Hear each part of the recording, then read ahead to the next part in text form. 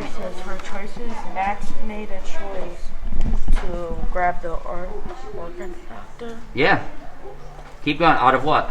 out of the tree. Good. So Max chooses to get the ornithopter out of the tree for Kevin. What's your inference for that choice, Jacob? What do you know about Max because he does that choice? That he's trustworthy to grab it. Look at your sheet. I don't think it shows. No, look at on your left side. We just got a whole list of descriptive words. Max is helpful. Helpful. All right. Can we also say he's kind? If you're stuck, go back to this page. Look at that page. Is there a word on that page that you could use to describe Max? You do the same thing, Addie, as well. You could use to describe Max. I think I might have one that is likable for Max. What do you got? I would say because Max is what? Which one of those words describes Max? Like- Over here, Alexis. What do you think? I would be maybe he would be maybe courageous. What makes him courageous? That's a good one. Well, he kind of took he gets a lot of bad news in this book. Like how far we've read, and I feel like he just acts like everything's okay. Like his dad and his mom. He like doesn't talk about it, and he keeps to himself, and he acts like nothing's wrong. That's really good. He's got to have a lot of courage inside. His mom is dead. His dad's in jail. This takes a lot of courage just to wake up and get out of bed every day, doesn't it? Yeah. I like that one. Stick with that I one. have an idea. I'm just trying to find an example from the text. All right. What was something like you guys all had really good examples when we were talking out Our loud? idea was thoughts for the inferences that Max is a butthead because in his thoughts he answers the question in his head and then goes, but I didn't say that because it's a typical butthead thing. That's a really good one. So his thoughts is that. So in text, Max thinks that he is a. Butthead? So that's your text example. So what inference do you make about Max? Because he has that thought. You can come back here. You know, does Max have a lot of self-confidence? No. So that might be our inference. It's not that he has self-confidence, but he lacks self-confidence, right? So over here, one of the things that Max thinks is Max thinks he's a butthead. We can infer then that Max probably doesn't. He's not very confident, is he? No. Cried after. Which one are you guys on? You're doing feelings? All right, that's a tough one. It's always tough because sometimes the books don't come around and tell you what characters are feeling. I think for feelings we should do like the one where he cries after, like chapter 5. All right. So how was he feeling though when he cried? Happy. He was feeling happy, and then his action actually he cries there. So what do you learn about Max? Because in this moment he shares with you how happy he is after dinner. I think he cried because he's happy because that means he isn't gonna lose his new best friend. What are some of the things that you guys got down? He's imaginative because in chapter 5 he was laying under his bed thinking of himself lying as a cloud in the sky. Okay. After Gwen ran off with Freak. All right, that's a good one. You want to share one that you wrote down? I did Max is helpful. He lifts Freak up on his shoulders to see the fireworks. That's really good. Again, I like that. Max is helpful. Don't forget, you're starting with your text example. So one thing that Max, listen, Taylor, before you write anything down, pause. Is that something that Max does? Is it an action? Is it a choice? Is it a feeling? Is it something he says, or his thoughts? Choice. Okay, so Max chooses to get the ornithopter. That's what you're saying. So that would go here in your text example. And then from here, what do we learn about Max because he makes that choice? Max is what? Kind. Max is kind. That's what you do. So Max is kind. We know that he's kind because of a choice he made. He chooses to help Kevin get that ornithopter. All right, do you understand that? So you guys can go start with a text example and give an inference, or you can start with an inference and then go back into Max is not confident. How do you know it? One of the things, like, he's not confident in himself because in the beginning he said that he don't have a brain until Freak comes along. Very good. He says, I don't have a brain. So this is something that he's thinking. So you guys put it in thoughts? Yeah, Max thinks he does not have a brain. And so what do we know about this? Max lacks. All right, were you able to get caught up, Bryce? I'm still gluing. All right. Did these girls explain what we're trying to do? No. So what we're doing is we're analyzing Max. All right, so we're taking a look at Max's thoughts, his words, his feelings, his choices, and his actions. And then we're looking at what can we learn, what can we infer about Max based on those things. Okay? Try your best tonight as you do it. What is the point of view of this passage from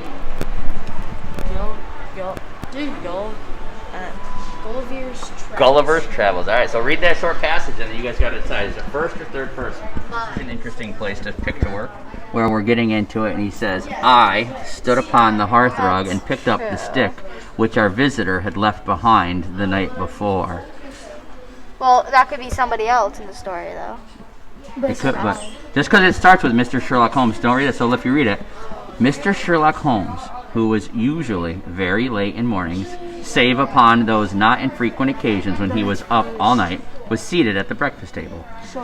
I stood upon the hearthrug and picked up the stick which our visitor had left behind him the night before. So is your narrator in the story, or are they outside the story? That would be what point of view?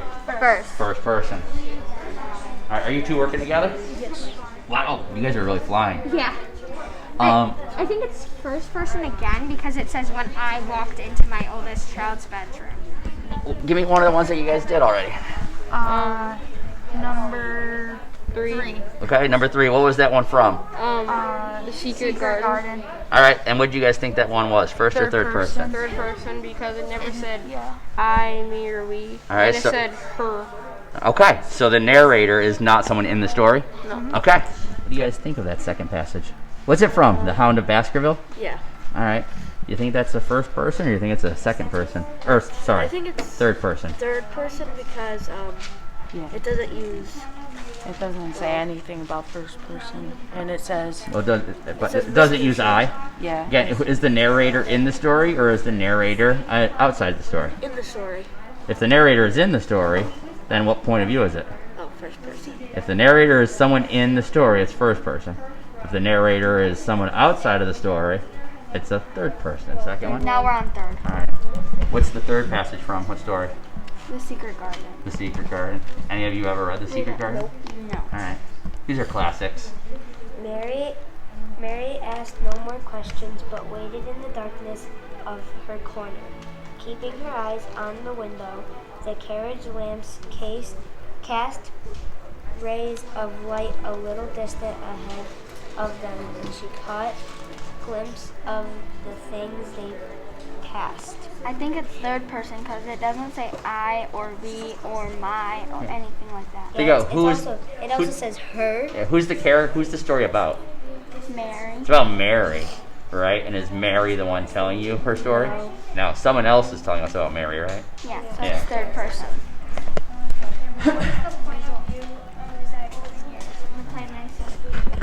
How are you girls doing? So far she's doing the first question and reading. Keeping her eyes on the window, the carriage lamps cast rays of light a little distance ahead of them. She caught glimpses of the things they passed. Third person. What do you guys think that one is? I think it's third person because they never said I or me, like Yeah. anything about their feelings. I like to tell students, start with asking yourself, is the narrator someone in the story? Because if they are, then you stop right there, and it's what point of view? Third. No, No, the first. narrator's in it. It's first. First. And then you don't have to go any further. It's first person. But if it's an outside observer, eventually you'll have to start asking yourself, are we limited? Is it omniscient? How you doing? You're working independently also? Which one are you on? Number 6? All right. So you guys are on number 9? Yeah. All right. What do you think of number 7 and 8? Did you guys recognize where those passages are from? Oh wait, no. This is 8 is from Toy Story. But I don't know what 7's from. Day I would be leaving for college, and even though I was excited, I sure was going to miss my family. So there was a lot of feeling. And the narrator. Yeah, I think it's third person omniscient Because it talks about all the characters and explains his thoughts and feelings. Yeah, because the mom, because we know that this one, the mom said she gasped and threw her arms around the I want to point out that whole eye clue I gave you. Look at it start as I walked through my bedroom door, and then down here he goes on to say, I couldn't believe today was the day that I would be leaving for college. So, ask yourself first, is the narrator someone in the story? Yes. So right there, that's your stopping spot. If they're in the story, it's automatically got to be what? First person. Yeah, it's got to be first person. But then if it's outside of the story, that's when you have to start asking yourself, okay, do I know the thoughts and feelings of one? Do I know the thoughts and feelings of all? Understand? Yeah. What number are you guys on? Number 4? All right. What's that passage from? What story is that passage from? It's from The Secret Garden. Okay. Go for it. Again, read it and then decide. First person or third person?